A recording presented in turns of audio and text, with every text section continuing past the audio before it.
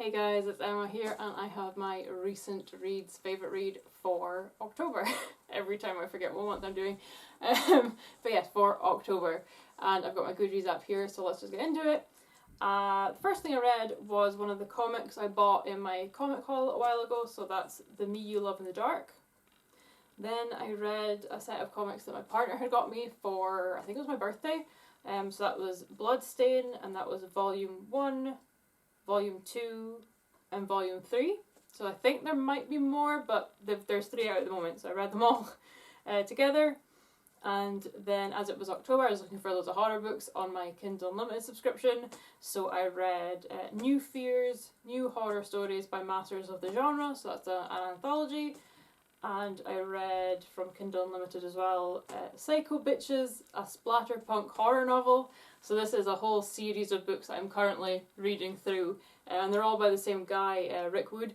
So yeah, there's loads of them to read. I think there's like 9 in the series, but they're all like different stories. It's not like an overarching thing, so they're all separate books. But yeah, so that was the next thing I read. Then again, some of the comic books that I bought, the horror comics, from the other month. So I've read Stray Dogs Dog Days, I read Witches Volume 1, and then another Kindle Unlimited book that I read, Ripper Country, a collection, which is an anthology kind of, but it's all short stories centered around Jack the Ripper, which was cool. And I read a few Kindle Unlimited books because I was looking for horror. So another short one, Hairspray and Switchblades, and Shutter House, which is the next one in that splatterpunk series by Rick Wood. And then I read a couple of manga just to decide, I've had them for a few years now, and just to decide if I wanted to keep them or get rid of them. So it was Hour of the Zombie Volume 1 and Complex Age Volume 1. Then another one from my comic haul, Marvel 1602. Then I think this must have been in an Abominable Book Club package. I am still catching up with them. I'm still a couple of months behind at least on what I'm reading. But it was Terror in the Trench, an aquatic horror anthology. And again from Abominable Book Club was One Road In. Then another one of my manga that I've had for years, and I was deciding if I was going to keep it or not, is Ju-On Videocide Volume 1. So that's basically The Grudge. It's like the original was Ju-On, the movies. So that is that. And then another one from my comic haul. I bought a lot of horror comics and I read a lot of them this month. The Nice House on the Lake Volume 1. Then another of my manga to decide if I was keeping it or not, The Ring Volume 1. And I think this next one was another one from an Abominable Book Club package, Dark Stars, New Tales of Darkest Horror. Then the last one of my horror comics, I think, The Autumnal. And another of my manga that I was deciding if I was going to keep or not, which was Bloody Mary Volume 2. I don't have one, I just have 2. It was in like a grab bag, like mystery bundle, I think, from Forbidden Planet. So yeah, I just have Volume 2, so I read that. And the last thing I read in October was, again, I think from an Abominable Book Club package just not that long ago, and that was Five Minds. So I read a lot of stuff. So that was everything I read in October. And I mean, it's tricky. There are a couple of things that really stood out to me. So to try and like decide which was my favourite is really tricky this month. So before I tell you my favourite, I will shout out the one that was going to be my favourite until I read this other book. So it was, where is it? It was Ripper Country, a collection, and that's by Jack Harding. As I say, I read that on Kindle Unlimited, and it's an anthology book. I read a lot of anthology books, not meaning to, but I ended up reading a lot of anthology books for October, and I'm not a big fan of anthologies, to be honest. I like just a book, because I just feel like it's too short to really get into it, but also sometimes the longer ones, I'm like, these are too long. So yeah, I'm not usually a big fan of anthology ones, but this one I loved because it was, as I say, it was like around Jack the Ripper. So it was all these different stories from around that time. And Jack the Ripper, like historical fiction wise, Jack the Ripper is one of my favourite time periods to read about. So that was really fun. So I would definitely recommend that one as well. but just edging it out slightly, and maybe just because I've read it more recently, but my favourite read I'm going to pick for October is the last thing I read, so it was Five Minds by Guy Morpus.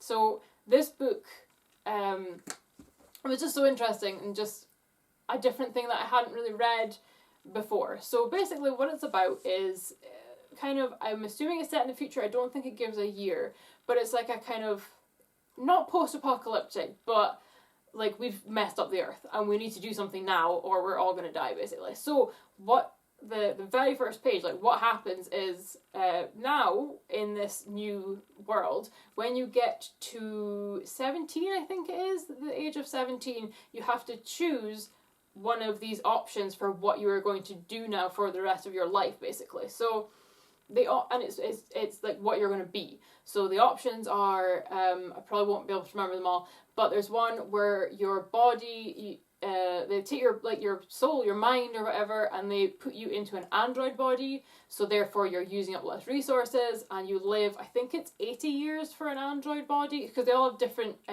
time lengths that they live as well, which is interesting. So the android is, I think, 80, so you're using up less resources, so that's an option. There's another option that's you're a worker, and I think you don't live for very long, and you just work the whole time. I can't remember why people pick that, but some people do.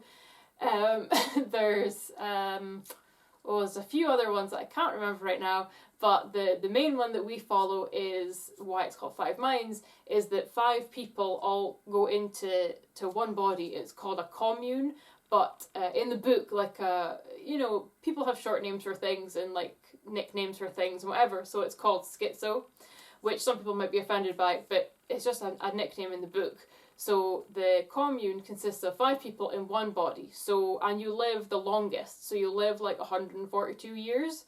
But obviously there's 4 bodies that aren't now taking up those resources. So it's just one body with 5 people in it. So you pick which of the 5 of you want to be in that body of. You get that body for, I think it's 25 years. And then they take you out, all of you out of that body into a new one. And you can pick the body you go into if you have enough credit, which I'll explain in a second. You can pick who it is, and you all go into that one, and then you live out that cycle of 25 years, and then again until you get to 142 years, and then I think you die. But basically it follows this group of people. This commune is like the main character, which is really interesting, and it's done in like first person.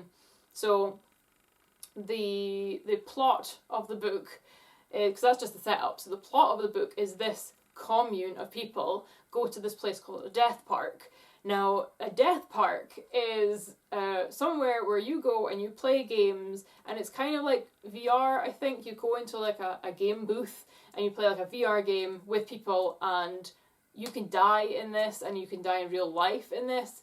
Basically, you're playing for time, so you're playing for years. So people will go in and say someone has like 3.5 years and you have like 8.2 years or something. If you win the game, you get their years, or at least some of their years, and they will die and be like disposed of, however they do that.